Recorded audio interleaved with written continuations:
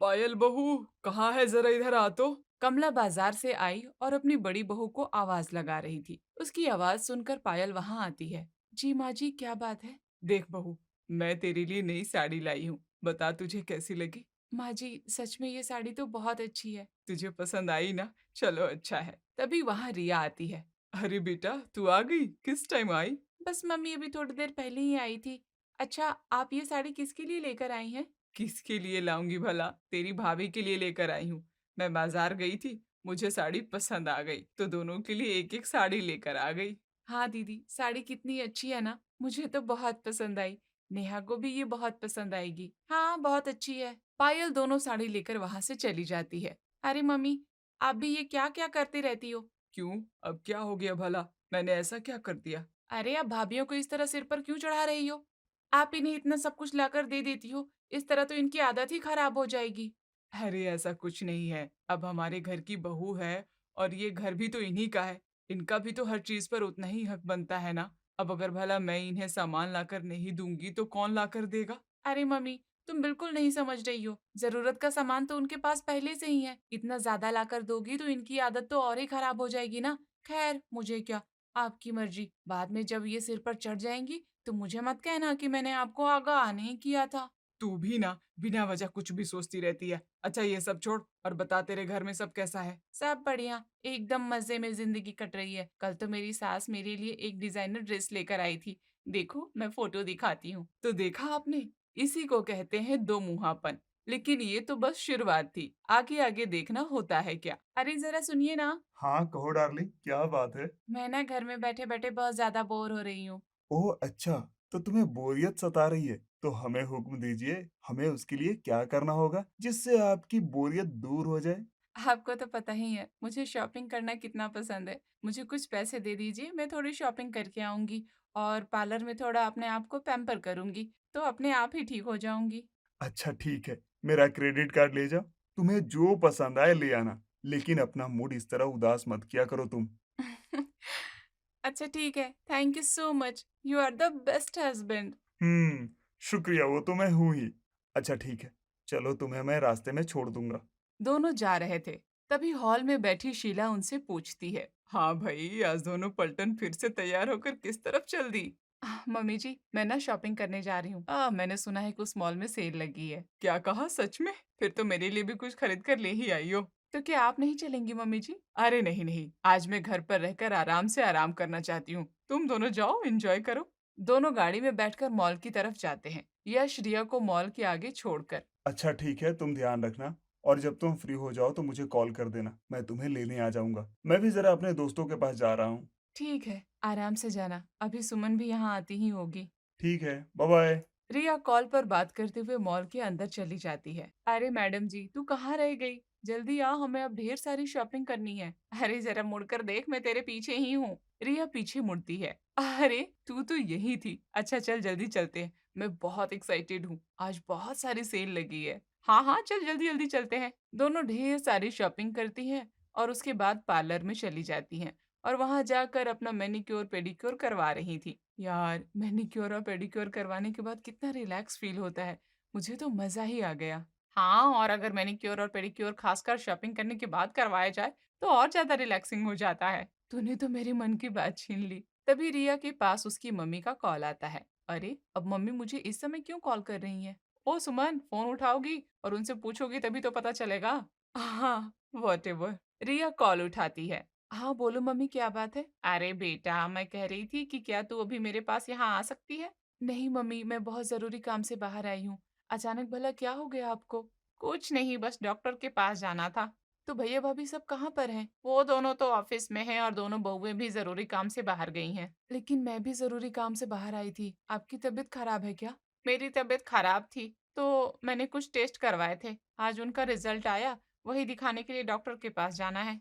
ओह, तो अब आपकी तबीयत कैसी है? अब तबीयत तो ठीक है ना? तबीयत तो अब बिल्कुल ठीक है, बस कुछ ब्लड टेस्ट वगैरह करवाए थे, उन्हीं को दिखाने के लिए डॉक्टर के पास जाना था। कोई बात नहीं मम्मी, बाद में चल लेंगे। अभी ना मुझे बहुत जरूरी काम है, मैं जरूरी काम से बाहर आई हूँ, अभी आपके पास नहीं आ सकती। वैसे भी आपको सिर्फ रिपोर्ट ही तो चेक करवानी है, तो जब शाम को भाभी घर वापस आ जाएंगी तब उनके साथ चले जाइएगा। अच्छा ठीक है, सही कह रही है, तबीयत तो ठीक है ही। मैं बाद में इन्हीं में से किसी के साथ चली जाऊंगी। अच्छा ठीक है मम्मी, अभी मैं ज्यादा देर तक बात नहीं कर सकती हूँ, अभी रखती हूँ मैं। इतना कहकर रिया कॉल कट कर देती है। बात पूरी भी नहीं सुनी और मुंह पर फोन काट दिया। ऐसे भला कौन सा जरूरी काम कर रही थी। रिया कभी भी अपने मायके वालों के काम नहीं आती थी, लेकिन जब रिया को कुछ फायदा नजर आता है तब वो तुरंत अपने मायके पहुंच जाती थी। वहीं दूसरी तरफ पार्लर में रिया। क्या बात है, आंटी जी ने क्यों कॉल किया था? अरे कुछ नहीं, बस डॉक्टर के पास रिपोर्ट दिखाने के लिए जाना था। तो तूने उन्हें मना क्यों कर दिया? चली जाती ना, इतना भी कुछ जरूरी काम तो नहीं कर रही थी तू। अरे लेकिन बस रिपोर्ट ही तो चेक करवानी थी, उन्हें बाद में भी तो की जा सकती है। इतना जरूरी कुछ नहीं है, अगर मैं मैनिक्योर बीच में छुड़वा कर जाऊंगी तो सब वेस्ट हो जाएगा ना। वैसे भी अभी मुझे बहुत रिलैक्सिंग लग रहा है, तो इस वक्त ज्यादा जरूरी काम कौन सा हुआ? तुम और तुम्हारी बातें तुम ही जानो। कुछ दिन बाद रिया फिर से अपने मायके जाती है। और बता मम्मी, कैसी हो? अब क्या पूछ रही है? क्यों, क्या हो गया? कुछ नहीं हुआ। तुझे आखिर समय कहाँ मिलता है? पता नहीं ऐसा कौन सा जरूरी काम करते रहती है। जब भी मुझे तेरी जरूरत होती है समय पर कभी नहीं मिलती।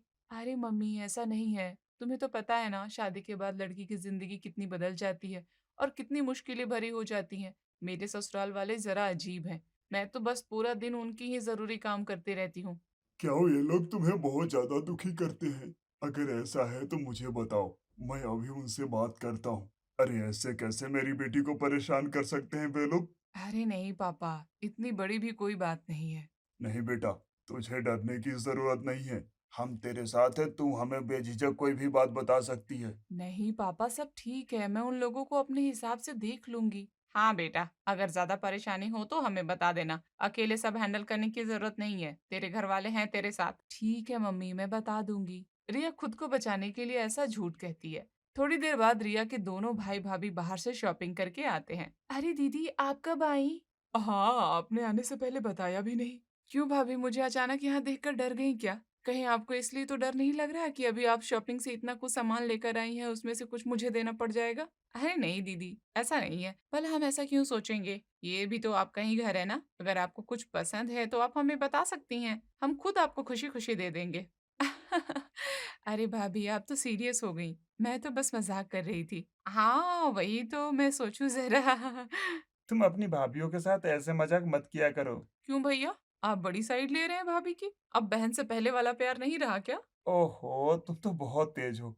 अब अपने भाइयों की भी टांग खींचने लगी हो। तो भैया सच ही तो कह रही हूँ, वैसे भी भाभी के आने के बाद तो भैया बदल ही जाते हैं। ऐसा कुछ नहीं है चुटकी, हम कुछ नहीं बदले हैं। अच्छा और बता, सब ठीक है ना? आप लोग बात कीजिए, तब तक हम अच्छा सा चाय नाश्ता बना कर लाते हैं। ठीक है भाभी, कुछ मस्त गर्मा गर्म चटपटा बना देना। ठीक है। पायल और नेहा रसोई की तरफ जाने लगते हैं, तभी रिया उन्हें रोकते हुए कहती है, अरे भाभी जरा रुकिए। आप ये शॉपिंग के बैग लेकर कहाँ जा रही हैं? इन्हें तो यहीं छोड़ दीजिए। वो क्या है ना, मैं भी देख लूंगी कि आप लोग मार्केट से क्या क्या लेकर आए हैं। ठीक है। वहीं दूसरी तरफ रसोई में, अब देखना, दीदी को जो सामान पसंद आएगा सब उठाकर ले जाएंगी। हम इतनी मुश्किल से सामान खरीद कर लाते हैं और उनके पास तो पैसे की कमी भी नहीं है, फिर भी उनकी नीयत इतनी खराब है, हमेशा हमारी चीजों पर नजर डालती रहती हैं। लेकिन मुझे ज्यादा बुरा तब लगता है जब हमारी चीजें ले जाती है और उनको इस्तेमाल भी नहीं करती, साथ ही सबके सामने उन्हें घटिया क्वालिटी का बताती है। हाँ सच कहूँ तो उस समय तो मुझे भी बहुत गुस्सा आता है, मेरे तन बदन में मानो आग ही लग जाती है। पहले बात बोल देंगी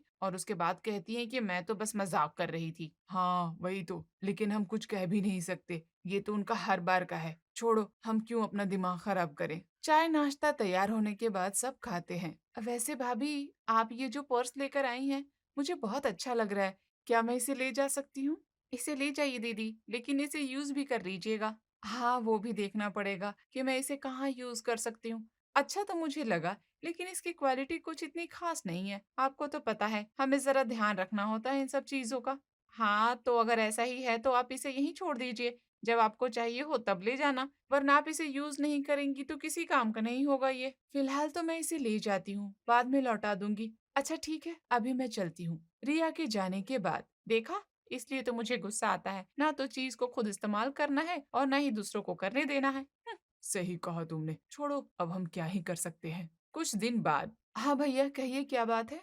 दरअसल रिया, मुझे तुम्हारी एक हेल्प चाहिए थी। बताइए ना भैया, क्या बात है? आरव रिया को सारी बात बताता है।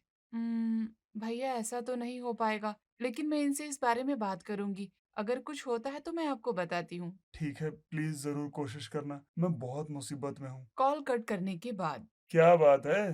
तुम्हारे भैया क्या कह रहे थे? उन्हें किसी चीज़ की ज़रूरत है क्या?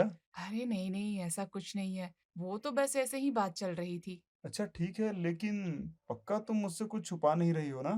अरे नहीं, मैं भला आपसे क्यों कुछ छुपाऊंगी। ओके, मैं जाता हूँ, मुझे कुछ काम है। यश वहां से चला जाता है। इन्होंने मुझे समझ क्या रखा है? जब भी कुछ मुसीबत होती है मेरे पास फोन कर देते हैं। अरे मेरे पास इतना फालतू समय है क्या जो मैं इन सब में अपना कीमती समय जाया करूंगी? मैं तो चली शॉपिंग करने। आखिर आरव ने रिया को ऐसा क्या करने को कहा था जिसे रिया नहीं करने देना चाहती थी। खैर, रिया तो थी ही मतलबी। दिन गुजरते हैं, फिर एक दिन रिया खुशी खुशी तैयार होती है और मस्ती में झूमते हुए अपने मायके पहुंचती है। अच्छा, मैंने सुना आज आप सब लोग मूवी देखने जा रहे हैं। तुझे ये बात कैसे पता चल गई? हमारी तो तुझसे कोई बात ही नहीं हुई इतने दिनों से। अरे मम्मी, मुझे सब पता चल जाता है। आप मुझसे कुछ नहीं छुपा सकती। तभी वहां पायल और नेहा भी आ जाती हैं। कुछ नहीं मम्मी जी, कल मैंने ही दीदी को बताया था और उनसे पूछा था कि अगर वो फ्री हैं तो वो भी हमारे साथ आ सकती हैं। अच्छा, अब मूवी देखने का टाइम मिल गया तुझे? मम्मी, मैं सिर्फ मूवी देखने के लिए थोड़ी आई हूँ। मैं तो आप सबके साथ टाइम स्पेंड करना चाहती थी। बस इसलिए आ गई। समझ आ रहा है हमें सब। क्या हुआ मम्मी, कोई बात है क्या? अरे आप ये सब छोड़िए, चलिए ना मूवी देखने चलते हैं। सब मूवी देखने जाते हैं। अक्सर ऐसा ही होता था। जब भी रिया को मायके में कुछ फायदा नजर आता तो तभी वो वहां आ जाती, लेकिन जब उनके काम आने की बारी आती तो किनारा कर लेती थी। कुछ दिन बाद रिया को पता चलता है कि प्रॉपर्टी का बंटवारा हो रहा है। प्रॉपर्टी का बंटवारा हो रहा है और किसी ने मेरे हिसाब के बारे में बात तक नहीं की। अभी फोन मिलाती हूँ जरा। रिया कमला को कॉल करती है। मम्मी, प्रॉपर्टी का बंटवारा हो रहा है और आपने मुझसे बात तक नहीं की। हाँ, यहाँ दस्तखत करने आ जाइयो। वैसे तुझे तो प्रॉपर्टी से कोई हिस्सा नहीं चाहिए ना? लेकिन मम्मी, किसने कहा कि मुझे मेरा हिस्सा नहीं चाहिए? अरे मुझे बिल्कुल बराबर हिस्सा चाहिए। ये बात सुनकर कमला के होश उड़ गए। तू ये कैसी बातें कर रही है? हाँ, मैं बिल्कुल सही कह रही हूँ मम्मी। अरे उन सब में मेरा भी तो हक बनता है। मुझे तो पहले ही तेरी हरकतों से पता चल गया था कि तू ऐसा कुछ करेगी। कोई बात नहीं, तुझे तेरा हिस्सा चाहिए ना? तो ठीक है, तो अगले हफ्ते अपना हिस्सा लेने आ जाइयो। मैं जानती हूँ तेरी नजरों में रिश्ते का कोई मोल नहीं है। इतना कहकर कमला कॉल कट कर देती है। फोन भी कट कर दिया। कोई बात नहीं, मुझे क्या, मुझे मेरा हिस्सा मिल जाएगा, वही बहुत है। अगले हफ्ते रिया प्रॉपर्टी में हिस्सा लेने पहुंच जाती है। मुझे उम्मीद नहीं थी कि तुम ऐसा कदम उठाओगी। शर्म आती है मुझे तुम्हें अपनी बेटी कहते हुए। क्या हुआ पापा? मैं अपनी प्रॉपर्टी में अपने हक का हिस्सा ही तो मांग रही हूँ। तूने सिर्फ प्रॉपर्टी में हिस्सा नहीं मांगा है, और भी चीजें हैं जो तूने की है। मैंने भला और क्या कर दिया? कुछ नहीं किया रिया तुमने। छोड़िए पापा, हम अभी साइन कर देते हैं। सब प्रॉपर्टी के कागज निकालते हैं। जैसे ही रिया उन पर साइन करने लगती है तभी वहां यश हाँफते हुए पहुंचता है। रुक जाओ रिया। अरे, आप यहाँ क्या कर रहे हैं? मैं यहाँ तुम्हें रोकने आया हूँ। तुम भला ऐसे कैसे कर सकती हो? क्या तुम्हें जरा सा भी अंदाजा नहीं है कि तुम क्या करने जा रही हो? हर कोई मुझे गलत क्यों ठहरा रहा है? मैंने अपना हिस्सा ही तो मांगा है। ठीक है, तुम्हें लगता है कि तुम गलत नहीं हो तो कोई बात नहीं। मेरी जितनी भी प्रॉपर्टी है उसका आधा हिस्सा मैं अपनी बहन के नाम करूंगा। क्यों भला? आप ऐसा नहीं कर सकते। सब कुछ आपकी मेहनत का है, उनका इस पर कोई हक नहीं। शाबाश! रिया, बहुत अच्छा जवाब दिया है तुमने। जब तुमने अपने मायके वालों से अपना हिस्सा मांगा है, वो सही हो सकता है, तो जब मैं अपनी बहन को जो कुछ भी देना चाहता हूँ, तो उसमें भला कुछ गलत कैसे हो सकता है?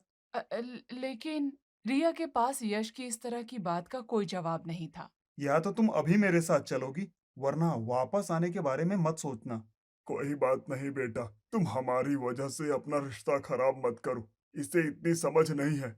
रिश्तों का इसके सामने कोई मोल नहीं है। आप बार बार मुझे ऐसा क्यों कह रहे हैं? मैंने आखिर ऐसा क्या कर दिया? मैं बताता हूँ तुमने क्या किया है। उस दिन पार्लर में जब मम्मी जी ने तुम्हें इतने कॉल किए, उन्हें डॉक्टर के पास अर्जेंट जाना था, लेकिन तुम आराम से पार्लर में बैठकर मैनीक्योर पेडिक्योर करवा रही थी। अब वो। और जब तुम्हारे भैया ने कुछ दिन पहले तुम्हें कॉल करके मुझसे मदद मांगने को कहा, तो तुमने मुझे उस बारे में बताया तक नहीं था। तुम्हारे भैया को उस समय पैसों की कितनी ज्यादा जरूरत थी। उसी समय मुझे गड़बड़ लगी, तब मैंने उनसे बात की तो मुझे पता चला। इसका मतलब रिया ने आपको कुछ भी नहीं बताया था? नहीं, रिया ने मुझे कुछ नहीं बताया, लेकिन मैं उसी समय वहीं बैठा था, इसलिए पता चल गया। और उस दिन जब तुम पार्लर में थी, पहले मैंने तुम्हें कई फोन किए, लेकिन तुमने फोन नहीं उठाया। तब मैंने दामाद जी को फोन किया। उन्होंने मुझे बता दिया कि तुम पार्लर में हो, लेकिन तभी तुमने मुझसे झूठ कहा कि तुम बहुत जरूरी काम से बाहर गई हो। उस दिन दामाद जी ने ही मेरी मदद की थी। हाँ, इससे हमें पता चलता है कि हमारा दामाद जी हीरा है और हमारी बेटी शायद कोयला है। तो अब तुम खुद बताओ कि तुमने क्या किया है और क्या नहीं।